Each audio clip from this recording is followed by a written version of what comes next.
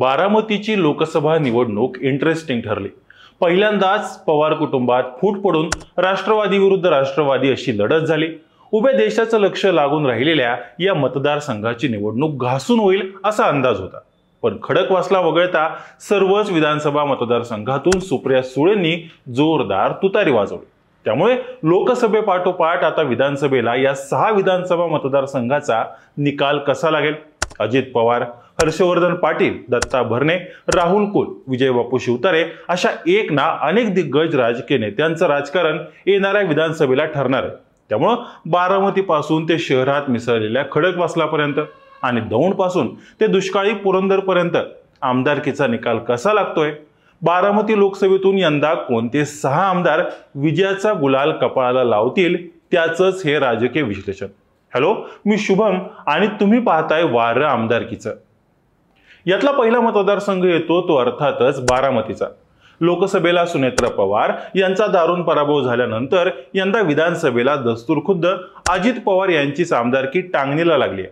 आपल्याच मतदारसंघातून तब्बल 48,000चं लीड सुप्रियाताईंना मिळाल्यानं येणाऱ्या विधानसभेला अजितदादांचीच आमदारकी धोक्यात आली आहे। शरद पवारांनंतर बारामतीच्या आमदारकीची धुरा संपूर्णपणे अजितदादांच्या कंट्रोलमध्ये आली। सध्या स्थानिक स्वराज्य संस्थांपासून ते पदाधिकाऱ्यांपर्यंत बारामती मतदारसंघात तसा पाहायला गेला तर अजितदादांचा होल्ड आहे। मात्र विधानसभेला सत्तेच्या चाव्या फिरवून शरद पवारांनी आपली ताकद दाखवून दिली। त्यात अजितदादांना टक्कर देण्यासाठी युगेंद्र पवार यांना ताकद द्यायला शरद पवारांनी सुरुवातही केली।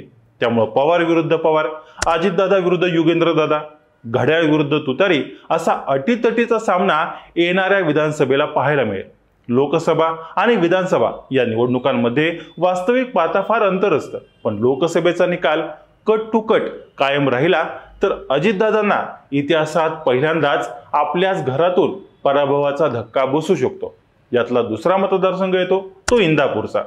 हर्षवर्धन पाटील विरुद्ध दत्ता भरणे अशी इथली अटीतटीची लढत। प्रस्थापित असणाऱ्या हर्षवर्धन पाटलांना सलग 2 टर्म पराभवाचा दणका देत राष्ट्रवादीचे दत्ता भरणे इथून आमदार झाले। पण भरणे दादांच्या सोबत आल्यानं एकमेकांचे हे 2 प्रतिस्पर्धी आता महायुतीच्या एकाच छताखाली आले। त्यामुळे भरणे किंवा पाटील या दोघांपैकी एकाला उमेदवारीसाठी बंड करावं लागणार आहे। त्यात हर्षवर्धन पाटील, अंकिता पाटील, दत्ता भरणे आणि प्रवीण माने हे इच्छुक असल्यानं आणि त्यातही लोकसभेला लीड मायनस मध्ये असल्यानं यांपैकी एक जण शरद पवार गटात जाण्याचा अनपेक्षित निर्णय घेऊ शकतो। त्यात तुतारीकडून आप्पासाहेब जगदाळे यांच्या नावाची चर्चा असल्यानं सध्या तरी तुतारीच्या चिन्हावर जो निवडणूक लढवणार तो प्लस मध्ये राहणार असं इंदापूरचं राजकीय वातावरण आहे। तिसरा मतदारसंघ आहे तो दौंडचा। इंदापूर प्रमाणे दौंडमध्येही राहुल कुल विरुद्ध रमेशप्पा थोरात अशी काट्यानं काटा काढावा अशी अटीतटीची लढत असते। मात्र मागील दोन्ही टर्मला थोरातांना पाणी पाजून राहुल कुल यांनी आपल्या वर्चस्वाचं राजकारण कायम राखलं।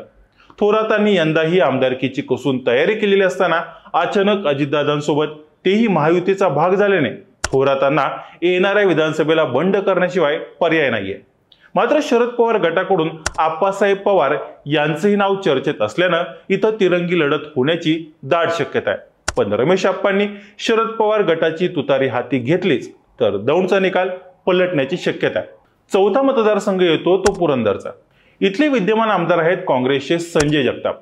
विजय बापू राज्यमंत्री पदावर असताना आणि त्यांचा एक ऑरा असताना 2019ला शिवतारेंना चितपट करत जगताप आमदार झाले। यानंतर शिवतारेंचा राजकीय डाऊनफॉल सुरू झाला। त्यात शिंदे गटात जाणं, लोकसभेला ताकद दाखवण्याची भाषा करून पुन्हा मॅन केली तलवार, या सगळ्यांमुळे शिवतारेंनी आपल्या राजकीय क्रेडिबिलिटीवरतीच प्रश्नचिन्ह निर्माण केले। त्यात संजय जगतापांनी लोकसभेला सुप्रियाताईंचं प्रामाणिक काम केल्यामुळे याची पोचपावती शरद पवार गटाकडून विधानसभेला जगतापांना होऊ शकते। त्यामुळे पुरंदरात जगताप पुन्हा अशी सध्या राजकीय स्थिती आहे। पाचवा मतदारसंघ आहे तो भोरचा। काँग्रेसचे संग्राम थोपटे या मतदारसंघाचे अनबिटेबल आमदार। संस्थात्मक राजकारणाचं जाळं, कारखानदारी आणि शिक्षण संस्था हे तगडं असल्यानं थोपटेंना इथं हरवणं तशी अवघड बाब। लोकसभेलाही युतीधर्म पाळत त्यांनी तुतारीच्या बाजूने मोठं लीड दिलंय। त्यामुळे इथं पुन्हा एकदा संग्राम थोपटे निवडून येतील अशी परिस्थिती आहे। दुसऱ्या बाजूला अजित पवार गटाकडून विक्रम खुटवत, कुलदीप कोंडे, किरण दगडे पाटील हे इच्छुक असले तरी जगतापच येथून सध्या तरी प्लसमध्ये दिसत आहेत. शेवटचा आणि 6वा मतदारसंघ येतो तो अर्थातच खडकवासल्याचा. बारामती लोकसभेतील खडकवासला हा तसा भाजपचा बालेकिल्ला. भाजपचे भीमराव तापकीर इथून विद्यमान आमदार आहेत. लोकसभेला हडपसरमधून भाजपला मिळालेलं लीड पाहता यंदाही कमळाच्याच उमेदवाराचं पारडं मतदारसंघात सध्या तरी जड आहे.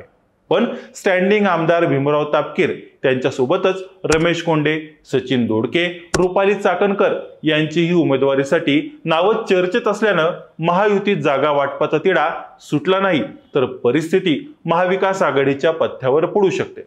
त्यात वसंत मोरेंनी नुकतंच ठाकरेंचं शिवबंधन हाती बांधल्यानं खडकवासला विधानसभेची निवडणूक इंटरेस्टिंग वळणावर जाऊन पोहोचली. तर असा होता बारामती लोकसभा मतदारसंघातील या 6 विधानसभा मतदारसंघाचा राजकीय आढावा. लोकसभेला तर बारामतीनं तुतारीच्या बाजूने कौल दिलाय. आता मात्र विधानसभेला जनता कुणाच्या बाजूने निकाल देते हे पाहणं तसं इंटरेस्टिंग असणार आहे. या 6 विधानसभा मतदारसंघाबाबत तुमचं काही मत असेल तर ते आम्हाला कमेंट करून नक्की कळवा. आणि अशाच नवनवीन आणि राजकीय घडामोडींसाठी हॅलो महाराष्ट्र या आमच्या चॅनलला लाईक, शेअर आणि सबस्क्राईब करायला विसरू नका. व्हिडिओ शेवटपर्यंत पाहिल्याबाबत धन्यवाद.